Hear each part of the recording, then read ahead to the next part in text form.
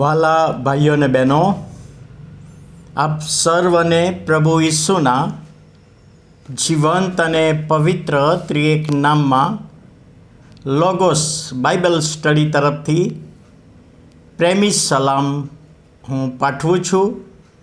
અને આજે 2025ના વર્ષનો 112મો દિવસ 22મી એપ્રિલ 2025 અને મંગળવારનો નવો દિવસ આપણા જીવનોમાં પ્રભુએ બતાવ્યો. માટે પ્રભુનો ખૂબ આભાર માનતા પ્રભુના નામને ધન્યવાદ આપીએ છીએ. બીજાને પ્રભુની પાસે લાવો. પ્રભુ ઈસુ ખ્રિસ્તે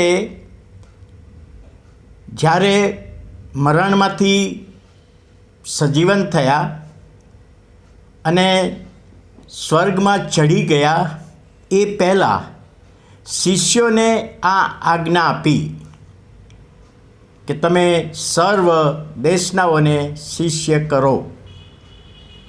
હવે ડૉક્ટર બિલી ગ્રાહમ જે મહાન સુવાર્તિક હતા, એમણે 90 દેશમાં એક સાથે તેમનો સંદેશો પ્રગટ કરવાનું આયોજન કરેલું. આખા વિશ્વમાં 90 દેશમાં એક સાથે, સમય જુદો જુદો હોઈ શકે પરંતુ દરેક જગ્યાએ એક સાથે એનું આયોજન કરેલું અને આયોજન બહુ સફળ રહેલું. અમદાવાદમાં પણ OM ટીમની મારફતે અને બાઇબલ સોસાયટીની મારફતે IP મિશન કમ્પાઉન્ડમાં એનું આયોજન કરેલું અને એમાં હું ભાગીદાર થયેલો. મેં એ પ્રોગ્રામ જોયેલો.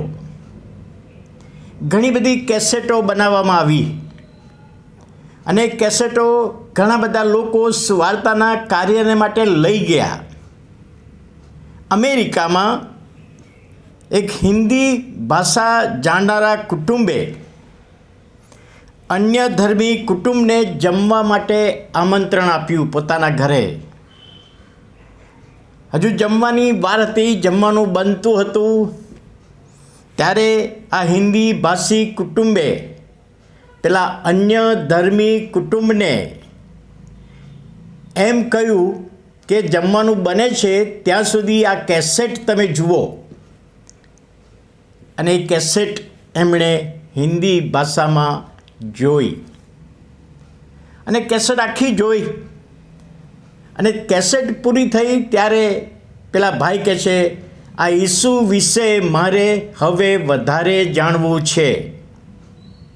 પરંતુ જે હિન્દી કુટુંબ હતું, હિન્દી ભાષી કુટુંબ, એમને ઈસુ વિશે એટલી બધી માહિતી હતી નહીં. તારણ કેવી રીતે પામવું એ સંબંધી, નવો જન્મ પામવું એ સંબંધી કોઈ એમની પાસે માહિતી અથવા જ્ઞાન નહોતું, સમજ નહોતી.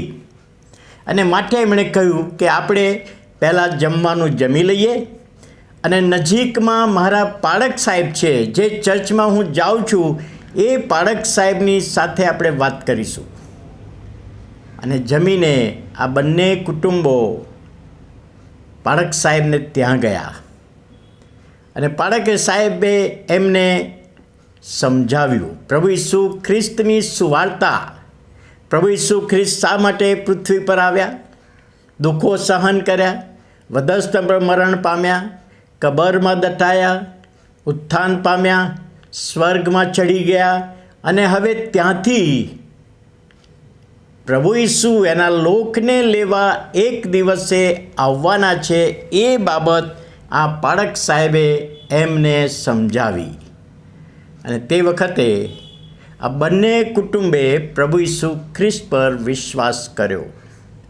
બંને કુટુંબે પ્રભુ ઈસુ ખ્રિસ્ત પર વિશ્વાસ કર્યો.